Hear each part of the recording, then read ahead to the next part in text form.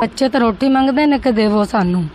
अस्सलाम वालेकुम नाजरीन, आपका मेज़बान वकार यूनुस आपकी खिदमत में हाजिर है और आप देख रहे हैं पाकिस्तान न्यूज़। आज मैं एक ऐसे घर में मौजूद हूँ जहाँ 8 बच्चे हैं। इनके वालिद जो कि मेहनत मजदूरी करते हैं, दिहाड़ीदार हैं, और ये मेहनत के दौरान छत से नीचे गिरने के बाइस इनकी दोनों टांगें बहुत बुरी तरह फ्रैक्चर हो चुकी हैं और अब ये चल फिर नहीं सकते, बल्कि एक मोहताज बन के रह गए हैं। किराए का घर है, जबकि कोरोना की वबा भी है, जो अब इस आस पे हैं कि इनकी कोई मदद कर जाए। बाकी सूरत हाल हम इन्हीं से ही जानते हैं। ये किस तरह आपके साथ ये सारा मामला पेश आया है, ये दोनों टांगों का? सर काम ते गए हैं, सीढ़ी ते चढ़े हैं, सीढ़ी टूट गई थी, सीढ़ी तो छलांग मारी है कि ज़्यादा नुकसान ना होवे। वो पैरों के भार इस तरह डिगे हैं और हड्डियाँ फिस गई ने। दूसरी मंजिल तकरीबन हैगी थी, ठीक है। तो मालक मकान जिधर अस काम कर रहे थे ना, उन्होंने क्या ये मामूली टोट है, कोई नहीं मसला। 1000 रुपया दिहाड़ी दी तो 1000 रुपया फालतू दे के काला दिता। तो हूँ मैनू 2 महीने हो गए बैठे हैं। 1500 रुपए की पट्टी होंगी एक, हर 4 दिन बाद पट्टी कराई दी। वो बेगम मेरी घरां च काम करती है, वो ਜਿਹੜੇ ਪੈਸੇ ਲਿਆਉਂਦੀ ਹੁੰਦੀ ਸੀ ਪੱਟੀ ਕਰਾ ਲੈ। ਅੱਛਾ, ਉਹ ਜਿਹੜੇ ਘਰੋਂ ਚ ਪੈਸੇ ਲੈ ਕੇ ਆ ਰਹੇ ਨੇ ਉਹਨਾਂ ਦੇ ਨਾਲ ਹੀ ਇਹ ਗੁਜ਼ਾਰਾ ਹੋ ਰਿਹਾ। ਮਕਾਨ ਵੀ ਤੁਹਾਡਾ ਕਿਰਾਏ ਦਾ ਵਾ, ਹਾਂਜੀ। ਤੇ ਸਿਸਟਮ ਬਹੁਤ ਮੁਸ਼ਕਿਲ ਹੈ। ਛੋਟੇ ਛੋਟੇ ਬੱਚੇ ਨੇ ਤੁਹਾਡੇ। ਟਾਈਮ ਖਾ ਲਈ ਦੀ, ਕਿਸੇ ਟਾਈਮ ਭੁੱਖਿਆ ਰਹਿ ਲਈਦਾ। ਇਸ ਤਰ੍ਹਾਂ ਨਿਜ਼ਾਮ ਚੱਲ ਰਿਹਾ। ਤੁਹਾਡੀ ਮਿਹਰਬਾਨੀ, ਜਿਹੜੇ ਵੀ ਭਰਾ ਦੇਖ ਰਹੇ ਨੇ, ਅਗਰ ਹੈਲਪ ਕਰਨਾ ਚਾਹਣ ਤਾਂ ਤੁਹਾਡੀ ਮਿਹਰਬਾਨੀ ਕਰ ਦੇਣਾ। ਕਿਰਾਏ ਦਾ ਮਕਾਨ ਹੈ, ਬੜਾ ਮੁਸ਼ਕਿਲ ਵਕਤ ਹੈ। ਵਜ਼ੀਰ ਆਜ਼ਮ ਇਮਰਾਨ ਖਾਨ ਸਾਹਿਬ ਨੂੰ ਅਪੀਲ ਇਹ ਕਰ ਰਹੇ ਸੀ, 4 ਮਹੀਨੇ ਕੰਮ ਕਰਿਆ। ਇਹ ਕਾਗਜ਼ ਨੇ ਉਹਨਾਂ ਦੇ। ਮੀਆਂ ਇਸਲਾਮ ਇਕਬਾਲ ਕੋਲ ਵੀ ਜਾਂਦੇ ਰਹੇ ਅਸੀਂ।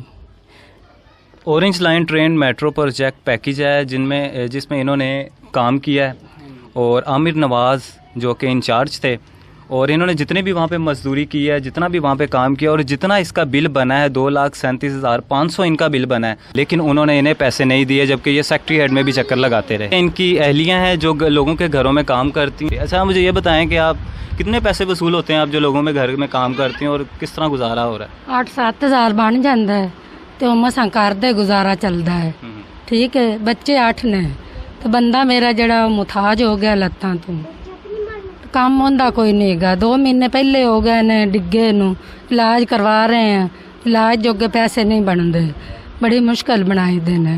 तो किराया जड़ा साडा 2 महीने का खड़ा है वो दिता नहीं गा, बिल भी साडा नहीं जमा होया। मालक मकान कहंदा कि सानू किराया देवो। मैं जड़ा लैके आउंदी हां, मसां गुजारा हो जांदा बच्चों का, बच्चों नू खवा पियाई लईदा।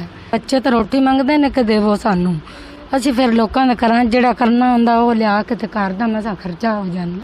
किन्ना किराया मकान दा? इंदा 8,000 है। 2 महीने हो गए नहीं दिता, इंदियां लत्तां खराब हो गई ने, 2 महीने तो खराब ने, ते बड़ा मुश्किल गुजारा चलता है, ठीक है। जेड़े मेरे हुंदे ने वो फिर मैं बच्चों का घर खर्चा चला लईदा। किसी टाइम रोटी पक जाती, किसी टाइम नहीं पकती, फिर बड़ा मुश्किल हो जाएगा।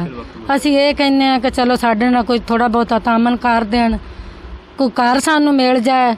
किराया साडे कोल नहीं दिता जाता। हुण ये मुथाज इहदे कोल काम नहीं हुंदा।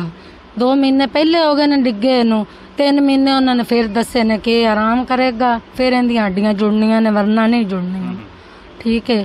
ਜਿੱਥੇ ਤੁਸੀਂ ਕੰਮ ਕਰਦੇ ਹੋ ਤੁਹਾਡੀ ਕੋਈ ਮਦਦ ਕਰਦੇ ਨੇ? ਅਗਰ ਤੁਸੀਂ ਉਹਨਾਂ ਨਾਲ ਜਾ ਕੇ ਅਪੀਲ ਕਰਦੇ ਹੋ, ਤੁਹਾਡੇ ਨਾਲ ਕੋਈ ਤੁਹਾਡਾ ਸਾਥ ਦੇ ਰਹੇ ਨੇ?